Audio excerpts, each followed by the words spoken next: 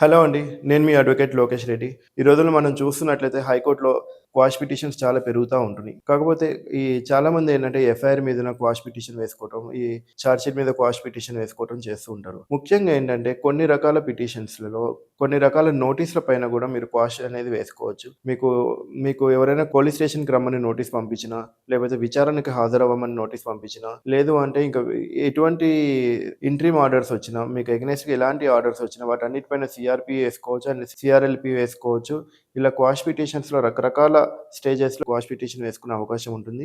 అయితే ఈ quash petition హైకోర్ట్‌లో వేసే కన్నా కూడా ఒకసారి హైకోర్ట్‌లో క్వాష్ పిటిషన్ వేసుకుంటే మళ్ళీ అవి బెంచ్ మీదకి రావాలంటే చాలా ఇబ్బంది. ఇప్పుడున్న కేసు పెండింగ్ ఎక్కువున్నాయి కాబట్టి కేసెస్ మళ్ళీ మనం ఫైల్ చేసిన రిట్ పిటిషన్ గానీ, ఈ క్వాష్ పిటిషన్స్ గానీ మళ్ళీ బెంచ్ మీదకి రావడం జరగట్లేదు. సో, నేను చెప్పేది ముఖ్యంగా మీకు అందరికీ చెప్పేదేంటంటే, హైకోర్ట్‌లో క్వాష్ పిటిషన్ వేసుకోవటం కన్నా, లేకపోతే హైకోర్ట్‌లో క్వాష్ పిటిషన్ వేసుకోవటంతో పాటు లోయర్ కోర్ట్‌లో డిశ్చార్జ్ పిటిషన్ వేసుకుంటే మీకు నాకు తెలిసి హైకోర్ట్‌లో ఆ క్వాష్ పిటిషన్ డిస్పోజ్ అయ్యే కన్నా ముందే ఈ లోయర్ కోర్ట్‌లో డిశ్చార్జ్ పిటిషన్ ఒక 2, 3 మంత్స్‌లోనే క్లోజ్ అయ్యే అవకాశం ఉంది. సో, లోయర్ కోర్ట్‌లో ఎగ్జామినేషన్ చేసుకునే కన్నా ముందు ఇమ్మీడియేట్‌గా డిశ్చార్జ్ పిటిషన్ ఫైల్ చేసుకోవడం మీకు చాలా శ్రేయస్కరం. దీనివల్ల మీకు చాలా టైం సేవ్ అవుతుంది, డబ్బులు సేవ్ అవుతుంది అండ్ ట్రయల్‌కి కూడా అటెండ్ అవ్వాల్సిన అవసరం లేదు. కానీ కొన్ని కేసెస్‌లో మాత్రం హైకోర్ట్‌లో క్వాష్ పిటిషనే బెటర్ ఉంటాయి. అది మీ కేస్‌ని బట్టి, సర్కమ్‌స్టాన్సెస్‌ని బట్టి, దానిలో ఉన్న అఫెన్స్‌ని బట్టి.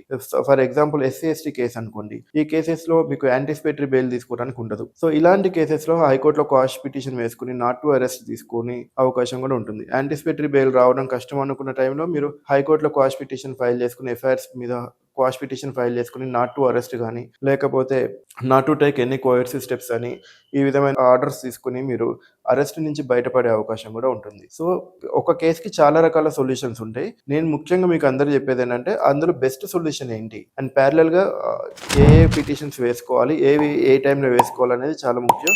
మీరు దగ్గరలో ఉన్న న్యాయ నిపుణుల్ని కనుక్కొని సో, ప్రాపర్‌గా ఎక్స్‌పర్ట్స్‌ని మీట్ అయ్యి మీరు వేసుకుంటే మీకు త్వరగా న్యాయం జరిగే అవకాశం ఉంది. మీ మీద ఉన్న ఈ ఫాల్స్ కేసెస్ కూడా త్వరగా కొట్టేసే అవకాశం ఉంటుంది.